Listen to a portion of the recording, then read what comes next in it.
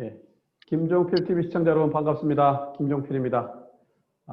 내일신문 실온 칼럼, 오피니언면을 통해서 세상을 읽고 여러분들이 어떻게 대처해 나갈지를 도와드리는 코너입니다.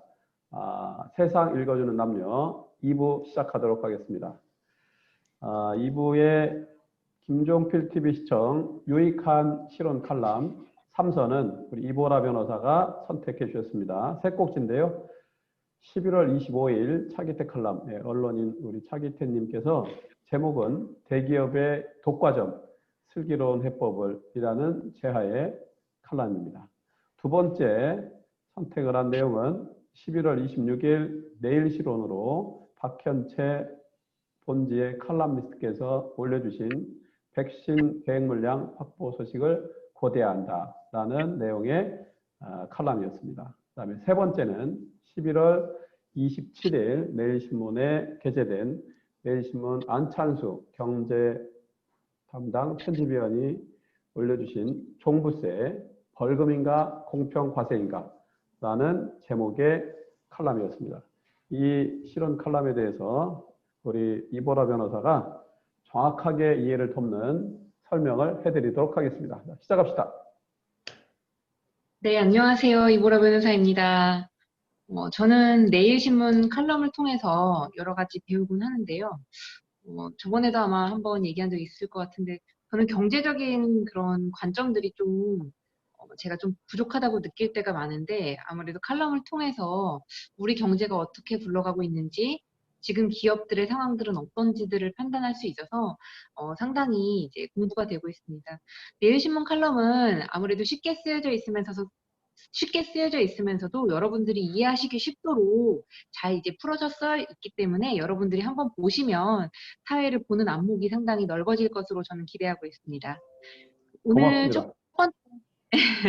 오늘 첫 번째 소개드릴 칼럼은 대기업 독과점, 슬기로운 해법을 이라는 칼럼인데요. 얼마 전에 뉴스 보셨는데 아마 대한항공이랑 아시아나항공을 같이 대한항공이 아시아나항공을 인수한다는 뉴스를 아마 보셨을 겁니다. 그래서 다들 보고 이제 제 주변에서는 무슨 얘기를 하냐면 그러면 이제 대한항공 그 마일리지는 어떻게 되느냐 혹은 아시아나항공 마일리지는 어떻게 되느냐 다 그 질문만 지금 하고 계시더라고요. 근데 아무래도 이제 마일리지에 대해서는 뭐 기업들이 여러 가지 제도를 통해서 추후에 어떻게 할지를 이제 알려주시긴 할 텐데, 이런 대기업, 그러니까 지난해 기준으로 국내선 점유율이 대한항공이 22.9%고, 아시아나항공이 19.3%인데, 이 두 기업이 이제 인수를 해서 합병을 할 경우에 거대한 공룡 기업이 탄생을 하게 되는데, 그것이 우리 경제에 어떤 영향을 미칠지에 대해서 좀 한번 알아보면 좋을 것 같습니다. 과거에도 이제 대기업들이 빅딜이라는 형태로 비슷한 일들이 많이 벌어졌는데요. 가깝게는 예전에 현대전자와 LG 일렉트론이 합병해서 하이닉스가 세워졌던 거 여러분 기억하실 겁니다. 지금 하이닉스는 세계적인 대기업으로서 이제 반도체 업계에서 이제 선두를 달리고 있죠. 또 현대차가 예전에 기아자동차를 인수해서 지금 오늘날 상당한 대기업으로 지금 크고 있죠. 근데 이제 이런 이제 소수 독과점 대기업의 수중에 들어갔다는 것이 세계적인 대기업의 탄생을 알리기도 하지만 어떻게 보면 이제 소비자 입장에서 그 가격이라든지 이런 부분들에 대해서 영향을 받을 수 있는 우려가 있기 때문에 많이 이제 염려하시는 부분들이 있습니다. 그래서 기업에 물자를 공급하는 B2B 기업의 경우에는 사실 크게 이제 국민, 개개인에게 와닿지는 않는데요.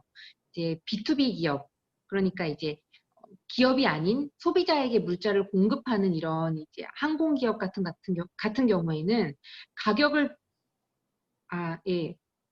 B2C 기업의 경우에는 죄송합니다. 독과점은 이제 소비자의 호주머니 사정을 직접 좌우하기 때문에 아무래도 영향을 크게 받을 수밖에 없습니다. 만약에 대한항공이 이제 아시아나항공을 인수하는 것이 성공을 한다면 항공요금 결정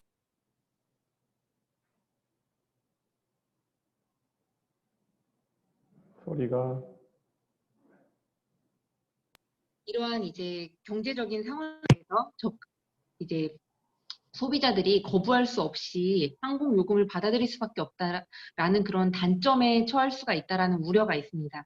얼마 전에 배달의 민족 인수합병 승인 여부를 두고선 이제 공정거래위원회 측에서 요기요를 매각을 해야 이제 이순수합병을 승인하겠다라는 이제 결정을 내렸는데요. 실질적으로 인수합병을 거부한 것과 마찬가지라는 이제 보도가 있었는데요.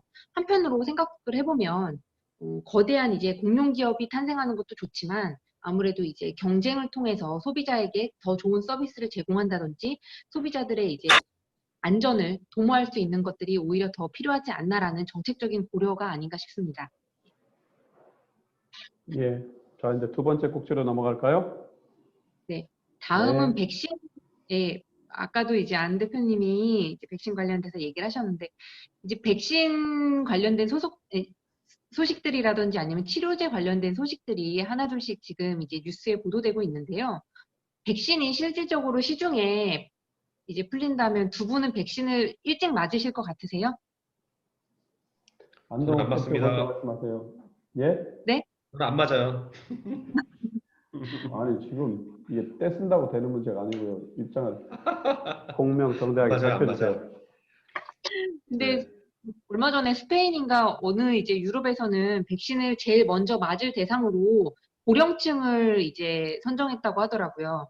근데 또 이제 백신을 누가 먼저 맞느냐의 문제에 관련돼서는 여러 사람들의 의견이 이제 엇갈리는데 아무래도 움직임이 많고 가장 이제 사회활동을 해야 되는 젊은 층이 맞아야 효력이 크다라는 설부터 해서 가장 취약한 고령층이나 아니면 노령층이나 아니면 이제 어린 이제 아이들이 먼저 맞아야 되지 않나라는 의견도 엇갈리는데 아무래도 이 백신이 개발된 지 얼마 안 됐고 아직 이제 부작용이라든지 이런 부분들에 대해서 검토가 충분히 이루어졌다고 판단되지 않기 때문에 이런 누가 맞을 것인지 그리고 충분히 확보했다고 하더라도 이거를 뭐 사람이 자의에 따라서 이걸 맞을 것인지에 대해서도 좀 의견이 많이 엇갈리는 것 같습니다.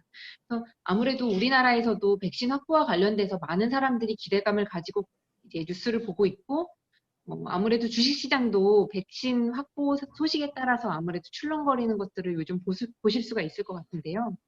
아까 언급하셨다시피 이제 백신 부익부 빈익빈 상황에 대해서 아무래도 많은 이제 전 세계의 우려가 있는 것 같습니다. 그래서 외신들은 한국이 예상외로 백신 확보에 상당히 소극적이라는 평가도 내놓고 있는데요. 저는 사실 우리 정부가 좀 신중하게 접근하고 있는 그런 지금의 태도가 상당히 국민의 한 사람으로서는 적정하고 오히려 더 안심이 가지 않나라는 생각이 들긴 합니다. 아무래도 백신이 맞는다고 뭐 만병통치약인 것도 아니고 사실 지금 뉴스에 보도가 됐다시피 코로나가 걸렸다가 또 다시 재차 감염되시는 분들도 발생하는 것으로 봤을 때 백신을 맞는다고 해서 이것이 또 다시 이제 이 사람들에 대해서 완전히 치유가 된다 혹은 완전히 이제 전염을 막을 수 있다라는 것을 담보하지는 않기 때문에 아무래도 이런 우려되는 상반의 시선이 있다는 것은 어쩔 수 없는 것 같습니다. 그래서 아무래도 이제 백신 공급이 늦어질수록 환자 발생이 늘어나고 경제가 타격이 입을 수 있다라는 시선도 있지만 또 한편으로는 백신 공급으로 인해서 또 다른 이제 합병증이라든지 다른 이제 위험한 이제 요소들을 가져올 수 있다는 점도 좀 기억해 주시면 될 것 같습니다. 예. 자, 마지막 꼭지, 종부세 얘기로 넘어갑니다. 한동안 또 이번 주에 뉴스를 상당히 시끄럽게 했었던 이슈가 종부세인 것 같습니다. 저는 종부세 대상은 아니기 때문에 사실 그렇게 관심 있게 보진 않았었는데요. 자, 여기서 아무래도 안동욱 대표는 종부세 대상이신가요? 대상이 어디까지? 저 집이 이제 좀 생겼는데. 안 받았구나. 예. 저는 노코멘트 하겠습니다. 예, 그래서 실제 종부세 대상은 국민의 1.3%, 66만 7천 명이라고 합니다. 아마 조만간, 그러니까 뭐 지난주에 고지서가 날라오셨으면 아마 종부세 대상이실 거예요. 그래서 이 중에서 2주택자 이상인 다주택자 37만 명이 전체 고지세액 중에서 1조 4,960억 원, 82%를 부담을 하고 있다고 합니다. 이와 관련돼서 민심이 상당히 상반되고 있는데요. 한쪽에서는 세금이 아니라 벌금이라고 주장을 하고 있고, 다른 한쪽에서는 뭐 많이 갖고 있으면 많이 내는 게 당연하다. 조세 부담을 형평성 있게 해야 되지 않느냐. 이런 지금 시각이 지금 많이 이제 팽배해 있는 것 같습니다. 그래서 이제 내년부터는 그런데 이제 종부세가 더 이제 세율 인상, 공시 가격 상승, 그리고 공정시장 가액 비율 상승이라는 세 가지 요인이 겹쳐서 좀 더 이제 종부세 부담이 더 늘어날 것이라는 보도가 있습니다. 그래서 요즘 이제 유행하는 말이 팔자니 양도세, 버티자니 종부세, 전월세로 내자니 임대차 3법이 무섭다. 이런 얘기가 지금 돌고 있다고 합니다. 근데 아무래도 이제 이 종부세 논란에 대해서는 뭐 상반되는 시선이 있다고 제가 아까 말씀드렸다시피 아무래도 이제 반대되는 시선의 대표적인 그런 주장을 제가 말씀드리자면 국민의 행복 추구권, 주거 생활의 안정과 거주 이전의 자유를 반영한 소득세법에 따른 1세대 1주택 비과세 규정을 침해할 소지가 있기 때문에 이것은 위법이다라는 그런 이제 주장으로 지금 헌법재판소에 이미 헌법소원을 걸어 이제 판단을 기다리고 있다고도 합니다. 근데 한편으로는 이제 예전에 헌법재판소의 이제 판시문을 예로 들자면 국민이 공동의 목표를 삼고 있는 일정한 방향으로 국가 사회를 유도하고 그러한 상태를 형성한다는 보다 적극적인 목적을 가지고 부과되는 경향이 오히려 일반적인 경향이다 라면서 조세의 적극적인 기능을 인정하고 있기 때문에 이러한 주장의 취지를 그대로 이어받아서 종부세에 대한 이제 판단이 합헌으로 결정이 날 여지도 있다고는 봅니다. 아무래도 이런 이제 종부세와 관련된 이제 상반된 이런 주장들은 매년 한 차례 이상씩은 몇 번이나 이제 이슈화될 가능성들이 높은데요. 아무래도 고가 주택의 기준에 대해서 국민에게 명확한 기준을 설정을 해서 설명을 한다면 좀 더 이러한 이제 상반되는 주장들이 엇갈릴 소지들을 좀 줄일 수 있지 않을까 하는 기대감이 있습니다. 이상입니다. 예, 간명한 해설과 정리 고맙습니다. 수고하셨습니다. 이보라 변호사. 자, 우리 시청자 여러분 많이 참고가 되셨으면 좋겠습니다. 삶이라는 게 여러 가지 빛깔이 있고 또 생활에는 뭐 다양한 이해관계와 어려움 또 한켠에는 또 오늘보다 나은 내일에 대한 소망이 있습니다. 여러분들에게 플러스가 되는 김종필 TV가 되도록 노력하고 이 두 분이 여러분들을 돕는 사자성어로 서포터즈입니다. 두 분들 수고하셨고요. 오늘 이렇게 정리할게요. 2주 후에 훨씬 더 심층적인 해설, 듣는 순간 이 정보는 나한테 퍼펙트한 서비스다 이렇게 느낄 수 있도록 준비합시다. 특별히 소신 발언하실 내용이 있으면 두 분 중에 있으면 하세요. 사랑합니다. 3초 친구가 넘는 거였는데 결정적 발언하시는군요. 사랑합니다. 네, 따뜻한 마음으로 마치겠습니다. 여러분 수고하셨습니다.